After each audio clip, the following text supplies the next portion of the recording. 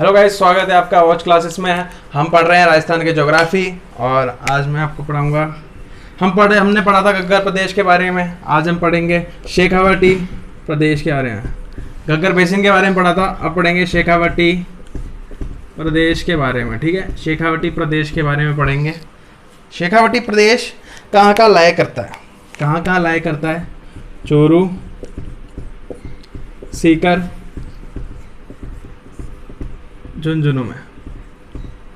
चूरू, सीकर, झुंझुनू में ये लाया करता है। ठीक है, और क्या है? प्राचीन टाइम पे यहाँ पर प्राचीन काल में, प्राचीन समय में यहाँ पर किसका अधिकार था? शेखा सुमंत का अधिकार था, तभी इसका नाम क्या पड़ा? शेखावटी प्रदेश। ठीक है, यहाँ पर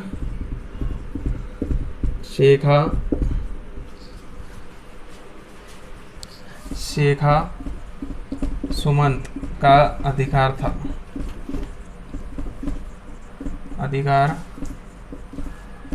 शेखा सुमंत का यहाँ पे अधिकार था। ठीक है, इसलिए इसको बोला गया शेखावटी प्रदेश। और इसमें आंतरिक प्रवाह की मुख्य नदी कौन सी नदी? कांतली नदी बहती है।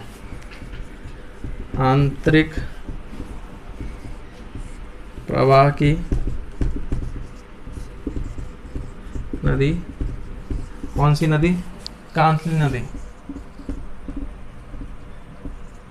कांतली नदी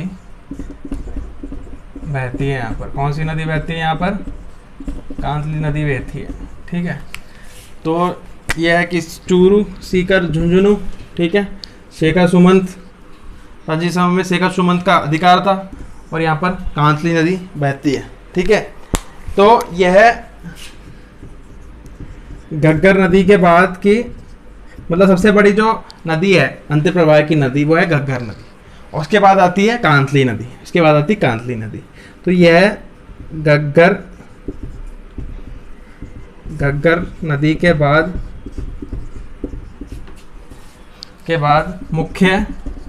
मुख्य क्या है? ये मुख्य अंतर प्रवाह की नदी है। अंतर प्रवाह की नदी है। ठीक है, तो पहले हो गई घग्गर नदी, फिर हो गई कांतली नदी। ठीक है, तो ये शेखावटी प्रदेश की मुख्य नदी है। फिर मुख्यतः रूप से ये कहाँ कहाँ बहती है? जैसे बात करें, यहाँ पे ये कांतली नदी बह रही है, शेखावटी रीजन में बह रही है। तो ये कौन से बहती है? सीकर और झुंझुनू। ठीक है, तो लिखेंगे यह सीकर और झुंझुनू में बहती है मुख्यतः आया सीकर एवं झुंझुनू में बहती है। सीकर एवं झुंझुनू में क्या करती है? ये बहती है, सीकर झुंझुनू में बहती है ये। ठीक है, तो कांतली नदी के किनारे एक सभ्यता का विकास हुआ। कांतली नदी के किनारे एक सभ्यता का विकास हुआ। कौन सी सभ्यता? गणेश्वर सभ्यता। तो कांतली नदी के किनारे गणेश्वर सभ्यता का विकास था। गणेश्वर सभ्यता का क्या था? विकास था। ठीक है, सभ्यता का विकास था। तो कांतली नदी के किनारे एक सभ्यता का विकास हुआ जिसको हम बोल रहे थे गणेश्वर सभ्यता। ठीक है, जिसको हम बोल रहे थे गणेश्वर सभ्यता। ठीक है, तो इसको क्या बोला जाता है? भारत में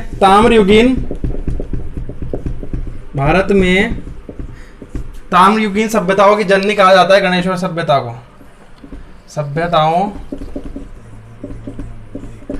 की जननी कहा जाता है। किसको कहा जाता है? गणेश्वर सभ्यता को कहा जाता है। गणेश्वर सभ्यता। ठीक है, गणेश्वर सभ्यता को ताम्रयुगीन सभ्यताओं की जननी कहा जाता है। ठीक है, अब इस क्षेत्र में तारावटी भाषा बोली जाती है। तारावटी भाषा इस क्षेत्र में तोरावटी भाषा बोली जाती है। इस क्षेत्र में तोरावटी भाषा बोली जाती है। ठीक है, तो ये हो गया कि ताम्रयुगीन सभ्यताओं की जननी है, ताम्रयुगीन सभ्यताओं की जननी है। भाषा कौन सी बोली जा रही है? तोरावटी भाषा बोली जा रही है। ठीक है, अब 3 तरीकों के शब्दों का प्रयोग होता है शेखावटी क्षेत्र में। शेखावटी क्षेत्र में 3 शब्दों का प्रयोग किया जाता है। 3 शब्दों का प्रयोग किया जाता है। ठीक है, किन शब्दों का प्रयोग किया जाता है या जाता है? ठीक है, 3 शब्द कौन कौन से हैं? पहला है जौहड़। ठीक है, जौहड़ क्या होता है? कच्चे कुएं होते हैं। ठीक है, पहला जौहड़ हो गया, फिर हो गया नाड़ा और फिर हो गया सर। ठीक है, जौड़ा हो गया कच्चे कुएं, नाड़ा हो गया पक्के कुएं, उनको पक्का कर दे तो वो नाड़ा हो जाते हैं। ठीक है, और सर होता है छोटे तालाबों को सर की संज्ञा दी जाती है। छोटे तालाब क्या होते हैं? छोटे तालाब होते हैं सर। तो ये नागौरी उच्च भूमि की बात करेंगे। हमने घग्गर बेसिन और शेखावटी प्रदेश पढ़ लिया, अब नागौरी उच्च भूमि। तो नागौरी उच्च भूमि क्या है? तो अरावली से पृथक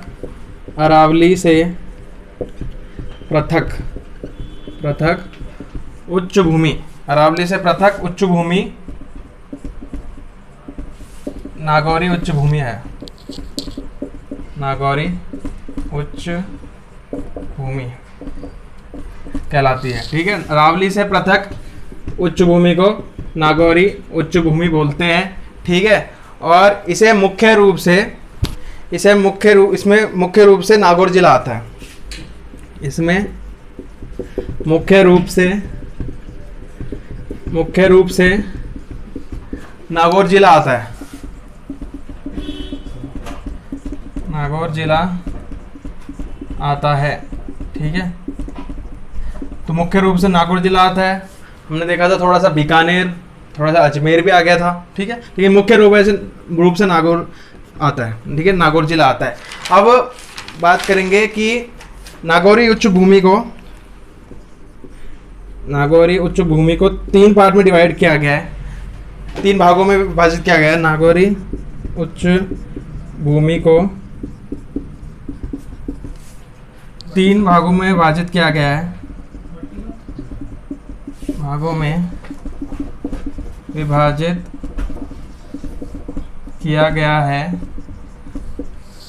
तो नागौरी उच्च भूमि को 3 भागों में विभाजित किया गया है। पहला है मांगलोद श्रेणी, मकराना श्रेणी, कोई से भी लिख लो, मकराना श्रेणी। फिर है मांगलोद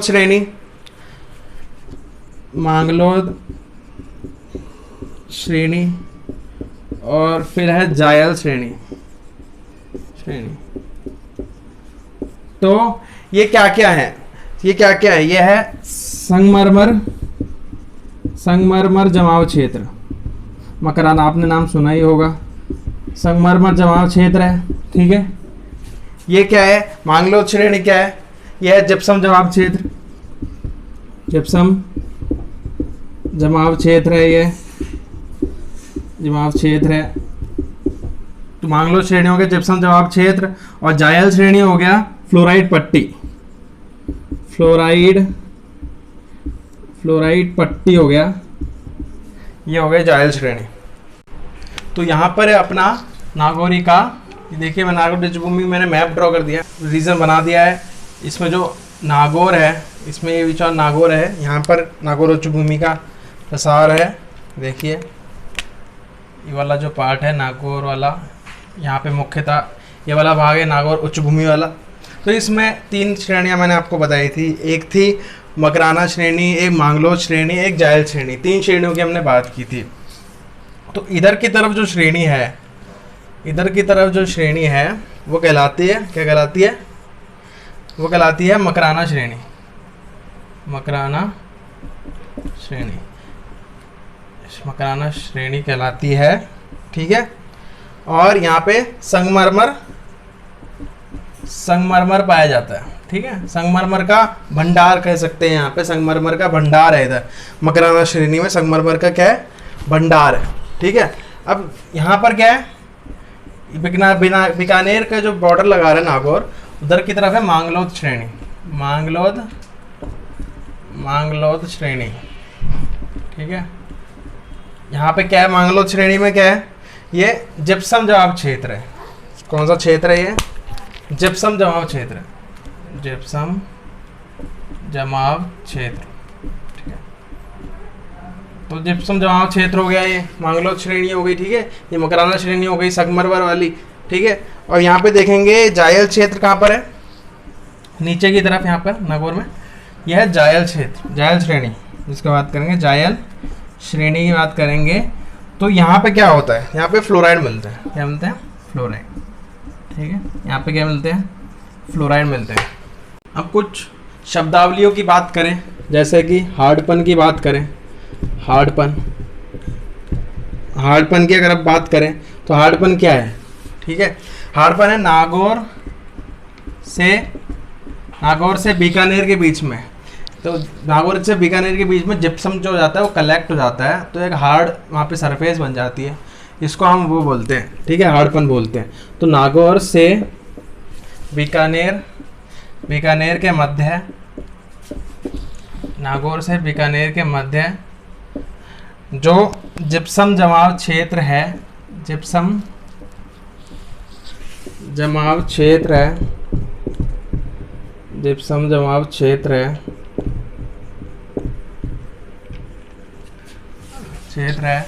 वो क्या कहलाता है, हार्डपन कहलाता है। ठीक है, क्या कहलाता है, हार्डपन कहलाता है। ठीक है, हार्डपन की बात हो गई। अब बात आती है कुबड़ पट्टी की, कुबड़ पट्टी। ठीक है, कुबड़ पट्टी या इसको बांका पट्टी भी बोलते हैं।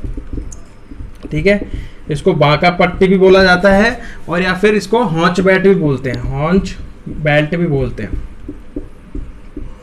ठीक है, इसको हॉन्च बेल्ट भी कहा जाता है। तो कुबड़ पट्टी, बांका पट्टी और हॉन्च बेल्ट, इसके ये नाम है। और नागौर और अजमेर के मध्य,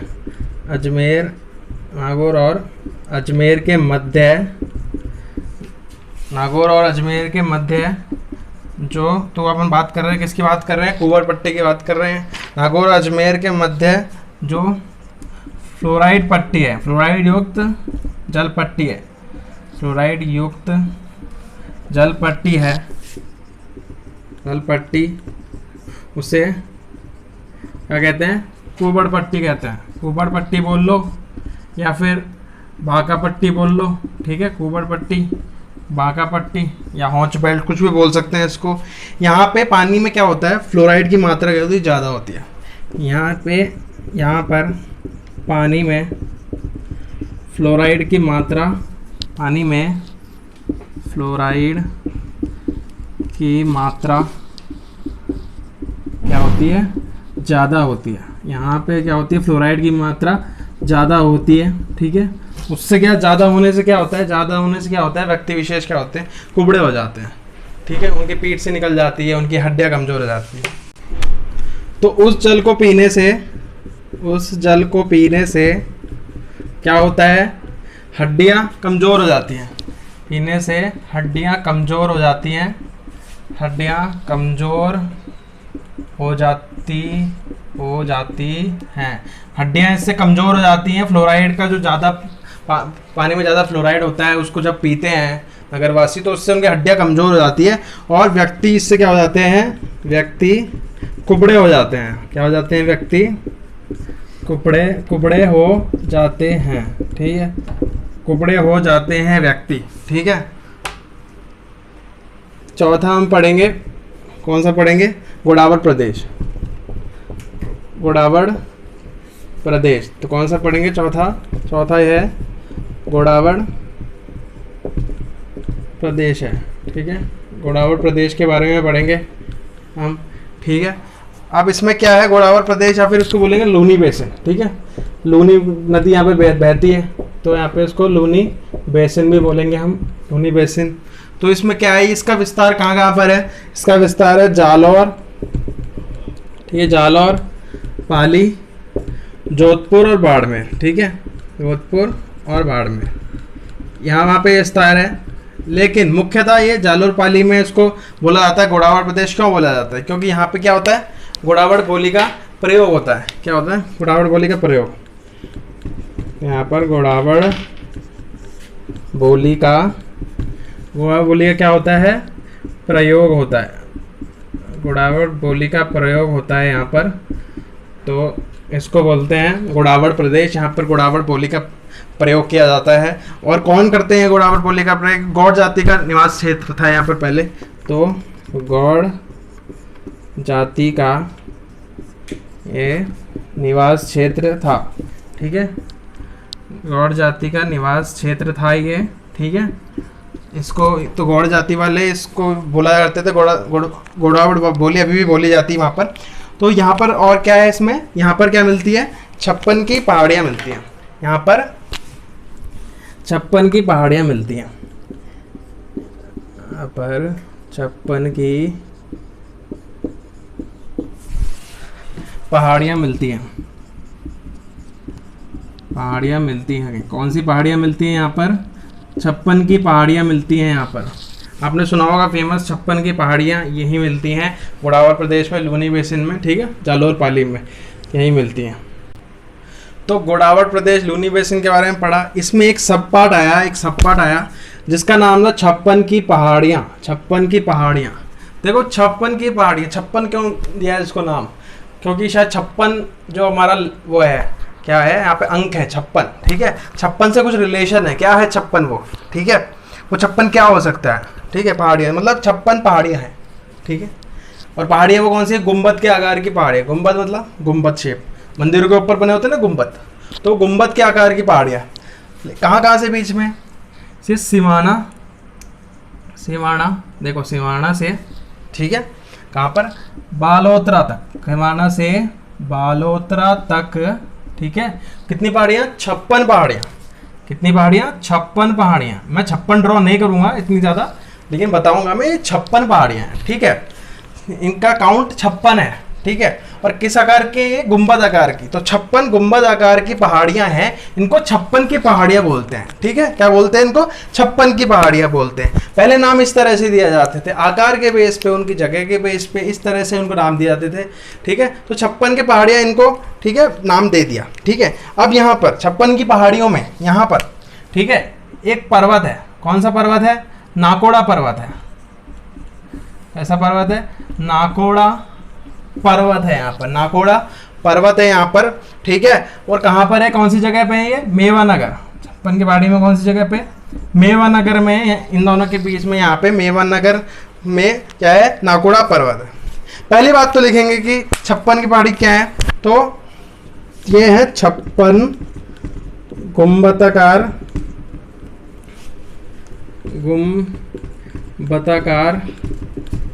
पहाड़ियाँ, उनको 56 की पहाड़ियाँ बोला जाता है, ठीक है। अब बात करेंगे कि नाकोड़ा पर्वत की बात करेंगे, तो नाकोड़ा पर्वत कहाँ स्थित है, ठीक है, मेवानगर में, बीच में आता है मेवानगर में,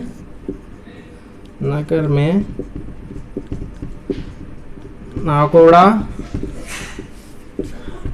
पहाड़ी स्थित है, ठीक है, मेवानगर में नाकोड़ा पहाड़ी स्थित है यहाँ पर, ठीक है। तो नाकोड़ा पहाड़ी स्थित हो गई, मेवानगर में स्थित हो गई नाकोड़ा पहाड़ी, ठीक है। अब क्या है, मेवानगर में, तो मेवानगर में क्या बता रहा हूँ मैं, इन नाकोड़ा पहाड़ी पे मंदिर है। मेवानगर में जैन मंदिर को समर्पित, मेवानगर में क्या है, जैन धर्म को समर्पित नाकोड़ा भैरव का मंदिर है, को समर्पित नाकोड़ा भैरव का मंदिर है, ठीक है, नाकोड़ा भैरव का मंदिर है, ठीक है। तो मेवानगर में जैन धर्म को समर्पित नाकोड़ा भैरव का मंदिर है, ठीक है। और इसके बाद तो हम बात कर रहे थे किसकी, तो ये वाला जो मंदिर है यह है जैन धर्म के 23वें तीर्थंकर को समर्पित है। 23वें तीर्थंकर को समर्पित है। 23वें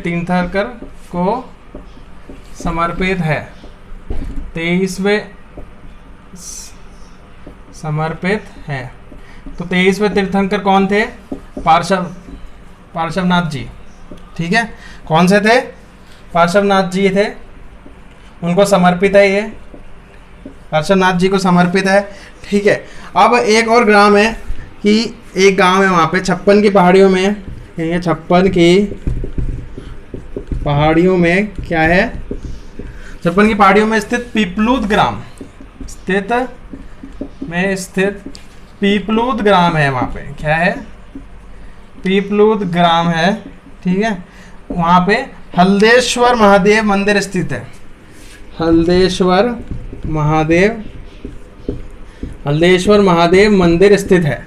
ठीक है, हल्देश्वर महादेव मंदिर स्थित है। यहाँ पर हल्देश्वर महादेव का मंदिर है। ठीक है, और हल्देश्वर महादेव जो जगह है, क्यों बता रहा हूँ मैं इसको, क्यों इसको इतना थोड़ा जोर दे रहा हूँ मैं इसको। एक तो आ गया कि ये कौन सा था, 23वें तीर्थंकर को समर्पित किया था, नाकोड़ा की पहाड़ी में मंदिर था। ठीक है ना, हेवानगर में जैन धर्म को समर्पित। ठीक है, अब 56 की पहाड़ियों में पीपलूद ग्राम में हल्देश्वर महादेव का मंदिर है। हल्देश्वर महादेव का जो मंदिर है, हल्देश्वर महादेव, ये जगह जो इम्पोर्टेंट है, ये राजस्थान में सर्वाधिक वर्षा वाला स्थान है। हल्देश्वर महादेव का मंदिर, ठीक है, सर्वाधिक वर्षा वाला स्थान है। ठीक है, तो ये राजस्थान में सर्वाधिक वर्षा वाला स्थान है, और इसलिए इसको, ये राजस्थान का माउंट आबू भी कहा जाता है। क्या कहा जाता है इसको? राजस्थान का माउंट आबू भी कहा जाता है। माउंट आबू भी कहा जाता है। ठीक है, इसको राजस्थान का माउंट आबू भी कहा जाता है, क्योंकि यहाँ पे बहुत अधिक वर्षा होती है। क्या होती है यहाँ पे? बहुत अधिक क्या होती है? सर्वाधिक वर्षा वाला है पश्चिम राजस्थान में, इसलिए राजस्थान का इसे क्या कहा जाता है? माउंट आबू भी, राजस्थान का माउंट आबू भी कहा जाता है। तो हमने 4 जगहों के बारे में पढ़ लिया है। घग्गर बेसिन, शेखावटी प्रदेश, और उसके बाद था हमारा नागौरी उच्च भूमि, और इसके बाद आया था, क्या आया था? घोड़ावट प्रदेश या फिर लूनी बेसिन।